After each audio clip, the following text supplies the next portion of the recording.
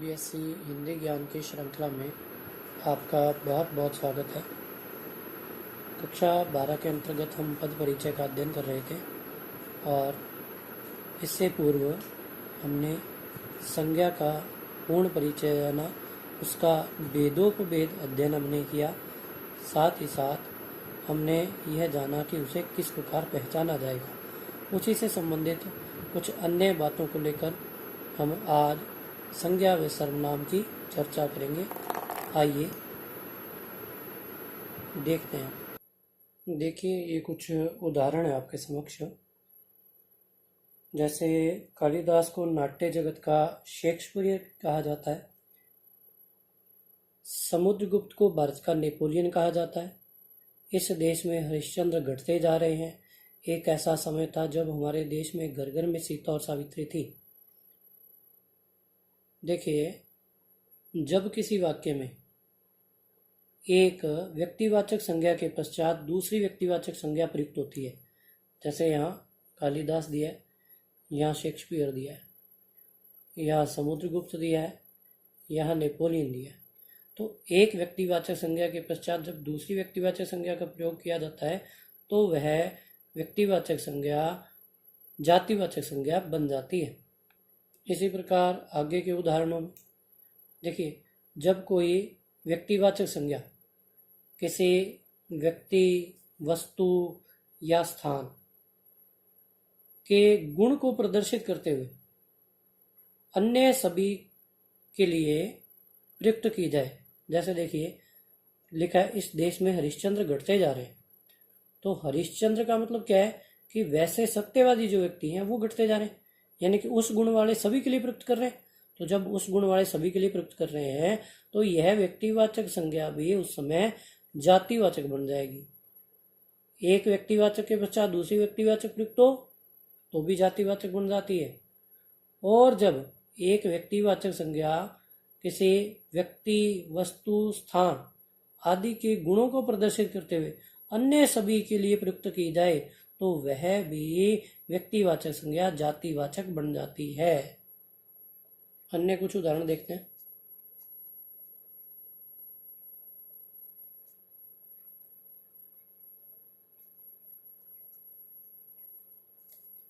अच्छाइयों को ग्रहण करो,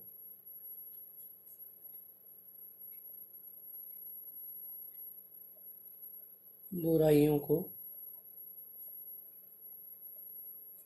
त्याग दो। देखिए, कल हमने बात की थी कि जब भाववाचक संज्ञा ऐसा तो क्या होती है, अदृश्य होती है, एक वचन में प्रयुक्त होती है, परंतु जब उसका बहुवचन बन जाता है तो वह जातिवाचक बन जाती है। जैसे देखिए, अच्छाइयाँ है तो भाववाचक, बुराइयाँ है तो भाववाचक, परंतु बहुवचन में प्रयुक्त की गई हैं इसलिए जातिवाचक संज्ञा बन गई हैं। जैसे आजकल भारतीय पहनावे बदल गए हैं। तो ये देखिए, पहनावे बहुवचन में प्रयुक्त हो रहा है इसलिए भी जातिवाचक संज्ञा होगी। अब हम सर्वनाम की बात करते हैं।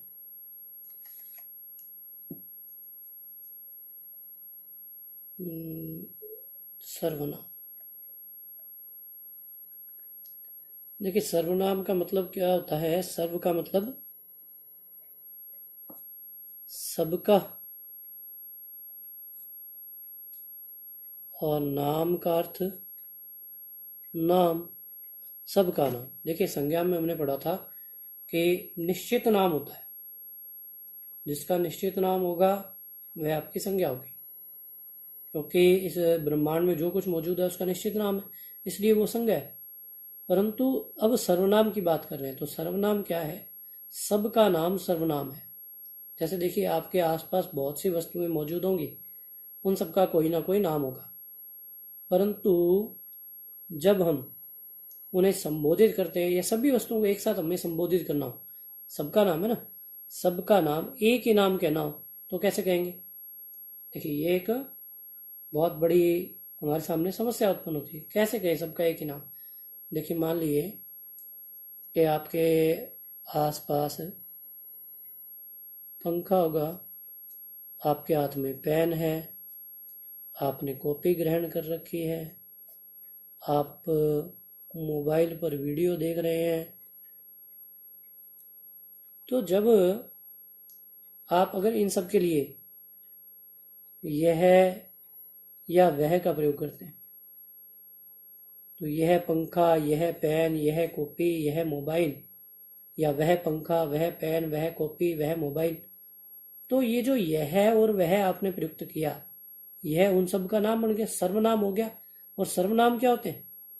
जो संज्ञा के स्थान पर प्रयुक्त होते हैं वो सर्वनाम कहलाते हैं। अब देख, राम मेरा मित्र है, वह बहुत तेज दौड़ता है। अब देखिए, ये राम है। अब वह शब्द किसके लिए प्रयुक्त हुआ है? राम के लिए प्रयुक्त हुआ है। तो जो शब्द संज्ञा के स्थान पर प्रयुक्त होते हैं वे सर्वनाम कहलाते हैं। इसलिए वह क्या है? यह सर्वनाम है। सर्वनाम के भेदों की चर्चा करते हैं। सर्वनाम के भेद देखिए क्या होते हैं सर्वनाम के भेद।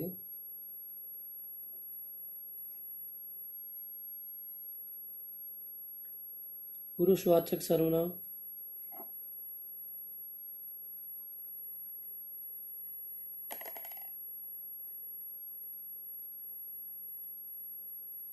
निश्चयवाचक सर्वनाम,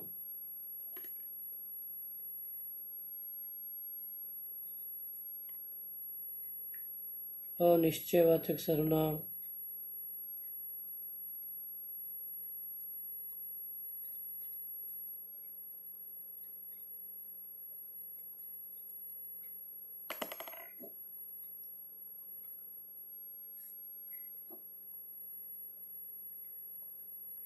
संबंधवाचक सर्वनाम,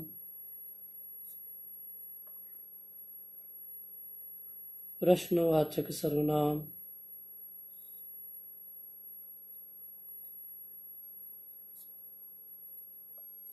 और निजवाचक सर्वनाम।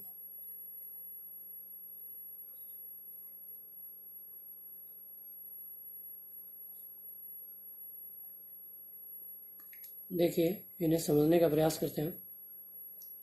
पुरुषवाचक सर्वनाम,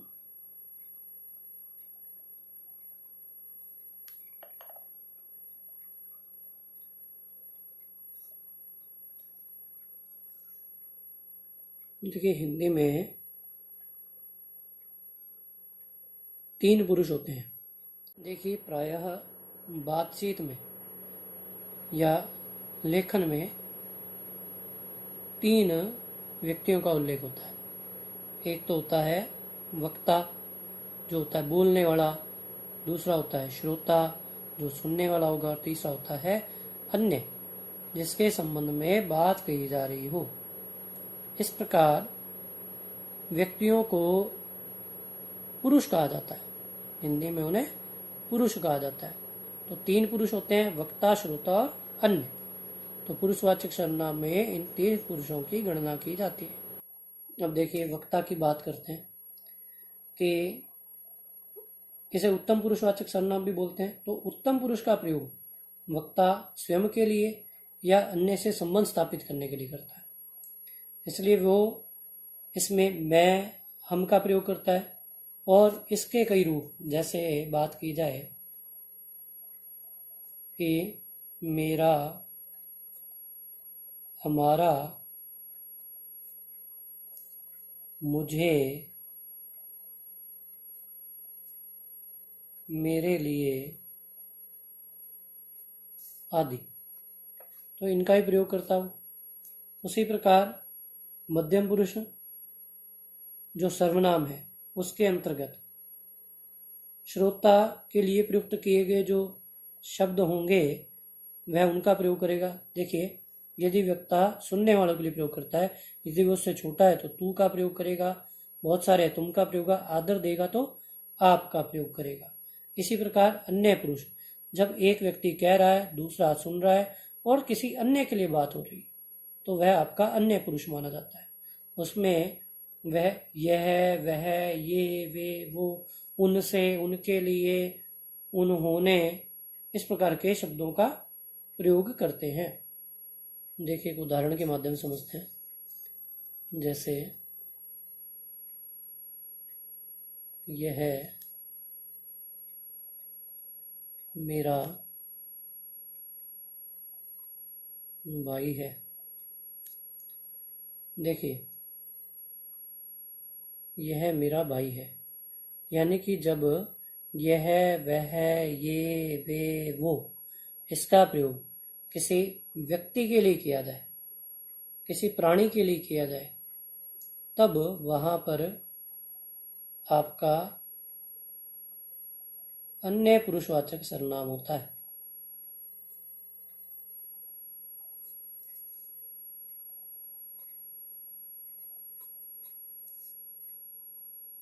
देखिए ये मैं क्यों बता रहा हूँ, क्योंकि इससे आगे का जो भेद है वह है निश्चयवाचक सर्वनाम। और निश्चयवाचक सर्वनाम में भी यह, वह, ये, वे, वो का प्रयोग किया जाता है। आगे देखिए निश्चयवाचक सर्वनाम।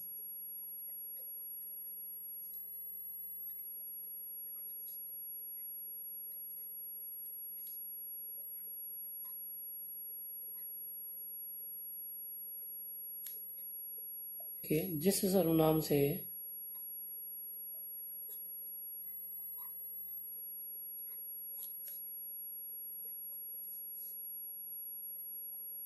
किसी व्यक्ति या वस्तु की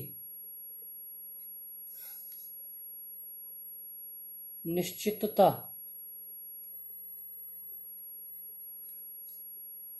का बोध होता है,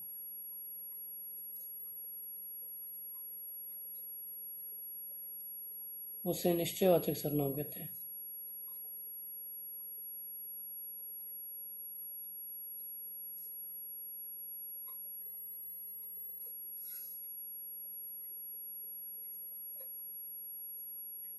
और निश्चयवाचक सर्वनाम के अंतर्गत यह, वह, ये, वे, वो, इसका प्रयोग किया जाता है। अब देखिए अन्य पुरुषवाचक में भी है और निश्चयवाचक में भी है, तो इसमें भेद कैसे किया जाएगा। देखिए यदि किसी व्यक्ति के स्थान पर प्रयुक्त हो, किसी व्यक्ति के संबंध में प्रयुक्त हो, तो वह अन्य पुरुषवाचक सर्वनाम होता है। और यदि किसी वस्तु या स्थान के लिए प्रयुक्त हो, तो वहां पर निश्चयवाचक सर्वनाम होता है। जैसे हम उदाहरण लिखते हैं, फिर समझते हैं। तुम्हारी पुस्तक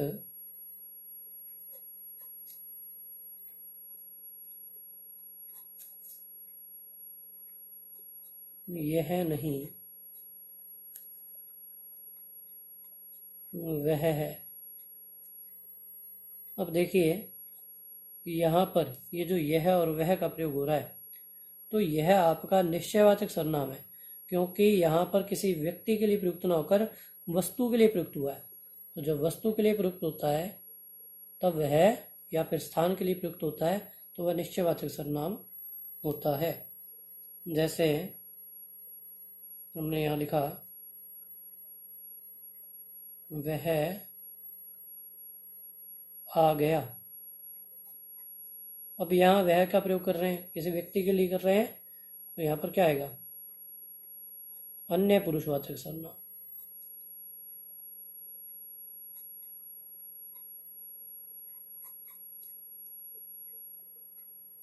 जैसे यह मेरा विद्यालय है, तो यहाँ पर यह स्थान के लिए प्रयुक्त हो रहा है, तो स्थान के लिए प्रयुक्त हो रहा है तो आपका निश्चयवाचक होगा। किसी व्यक्ति के लिए प्रयुक्त हो जाए तो आपका पुरुषवाचक सर्वनाम में जाएगा, और यदि किसी वस्तु या स्थान के लिए प्रयुक्त हो जाए तो आपका निश्चयवाचक सर्वनाम होगा। आगे देखिए इसका अगला भेद, अनिश्चयवाचक सर्वनाम।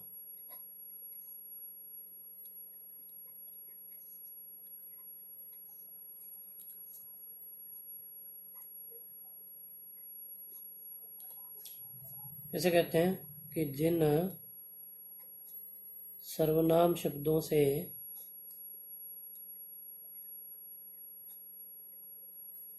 किसी व्यक्ति, वस्तु अथवा स्थान की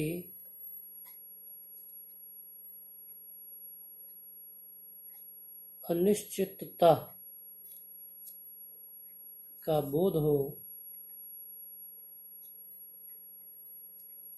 उसे अनिश्चयवाचक सर्वनाम कहते हैं।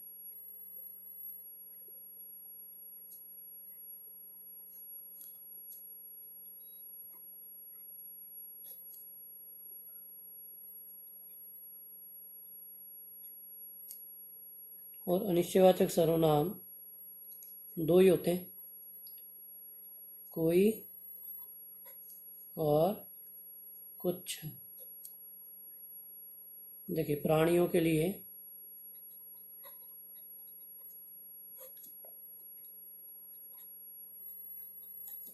कोई का प्रयोग किया जाता है और वस्तु या पदार्थ के लिए कुछ का प्रयोग होता है। उदाहरण देखते हैं इसका। जैसे माता जी ने कहा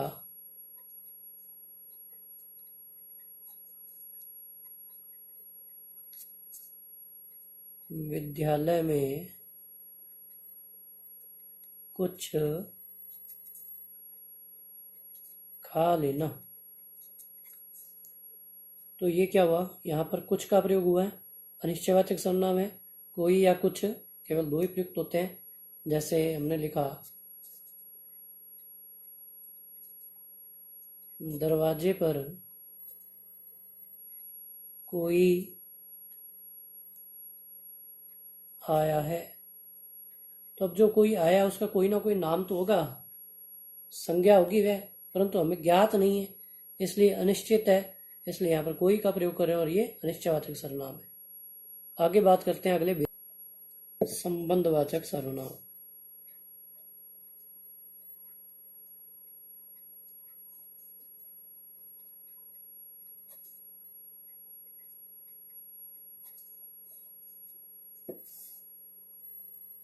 देखिए जिन सर्वनाम शब्दों का प्रयोग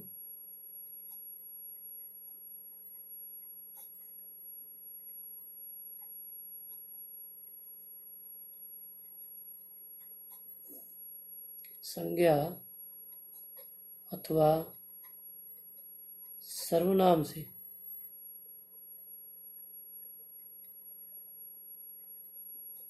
संबंध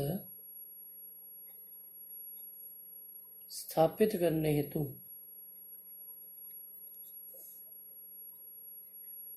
किया जाता है, संबंधवाचक सर्वनाम कहलाते हैं।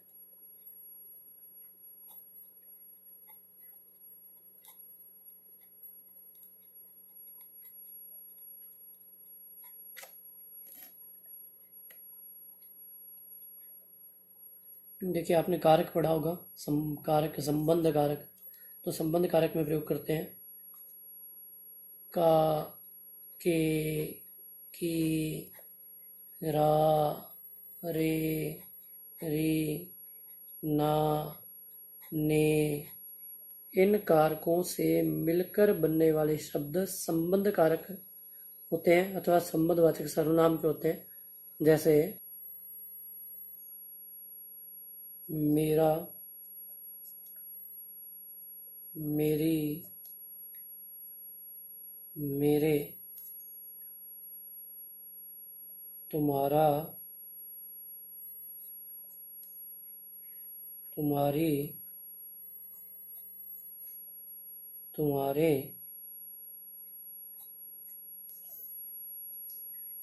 हमारा, हमारी, हमारे। तो इस प्रकार के जो शब्द हैं आपके वो संबंधवाचक सर्वनाम के होते हैं। या फिर आप लिख दें इसमें आपका, आपकी, आपके। जैसे यह मेरी पुस्तक है। तो अगर मेरी के लिए पूछा जाए तो मेरी आपका क्या होगा? संबंधवाचक सर्वनाम होगा, क्योंकि उससे संबंध स्थापित कर रहा है। देखिए रा रे री ना ने नी काके की, उसके हिसाब से आ गया। और अगर यह के लिए पूछा जाए कि यह मेरी पुस्तक है में यह क्या है, अब देखिए किसके लिए प्रयुक्त हुआ है? व्यक्ति के लिए प्रयुक्त नहीं हुआ, वस्तु के लिए प्रयुक्त हुआ है। तो वस्तु के लिए प्रयुक्त होता है तो आपका निश्चयवाचक सर्वनाम होगा। व्यक्ति के लिए होता तो अन्य पुरुषवाचक सर्वनाम हो जाता। देखिए अगला भेद पढ़ते हैं, प्रश्नवाचक सर्वनाम।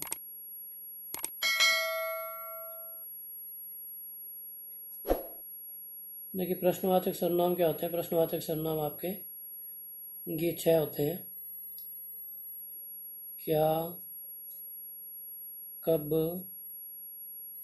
कौन, कहाँ, क्यों और कैसे। यानी कि इनसे जब कोई भी प्रश्न पूछा जाएगा इनका प्रयोग करते हुए तो वही आपके प्रश्नवाचक सर्वनाम होंगे। जैसे हमने लिखा देखो कौन आया है, तो ये क्या हुआ? ये प्रश्नवाचक हो गया। या फिर इसके अलावा इस प्रकार भी हो सकता है, यह गिलास किसने तोड़ा, तो ये भी आपका प्रश्नवाचक है। जैसे हमने कहा खाने में आज क्या है, तो यह भी आपका प्रश्नवाचक सर्वनाम हुआ। देखिए अगला भेद देखिए, निजवाचक सर्वनाम। देखिए निज का मतलब क्या होता है? अपना, स्वयं का। यानी कि अपना, आप, स्वयं, स्वतः, ये सभी निजवाचक सर्वनाम है। देखिए आप का प्रयोग 3 स्थानों पर होता है। मध्यम पुरुषवाचक सर्वनाम में,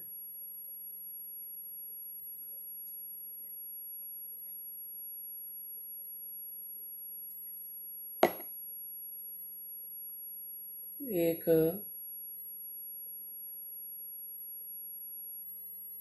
निजवाचक सर्वनाम में और एक अन्य पुरुषवाचक सर्वनाम।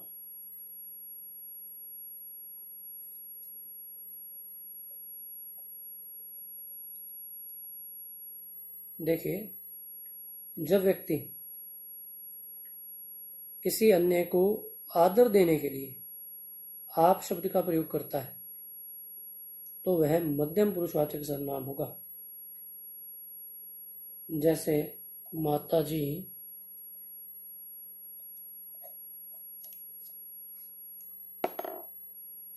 आप भोजन कर लें, मैं अपने आप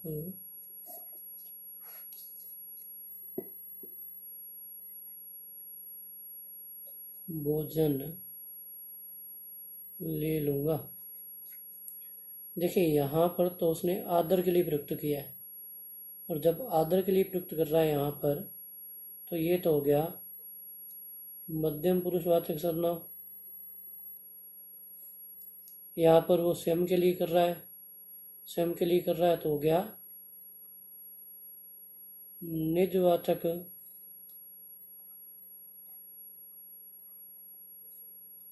देखिए कई बार आप का प्रयोग अन्य पुरुष के लिए किया जाता है, जैसे भगत सिंह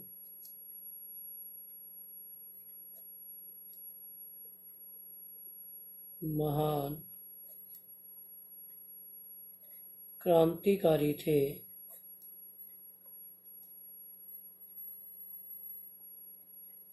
आपने देश को आज़ादी दिलाई। अब देखिए यहाँ पर जो आपका प्रयोग हुआ है अन्य के लिए प्रयुक्त हुआ है, तो यहाँ पर क्या आएगा, अन्य पुरुषवाचक सर्वनाम। केवल सर्वनाम में इतनी ही बातों का आपको ध्यान रखना है। धन्यवाद।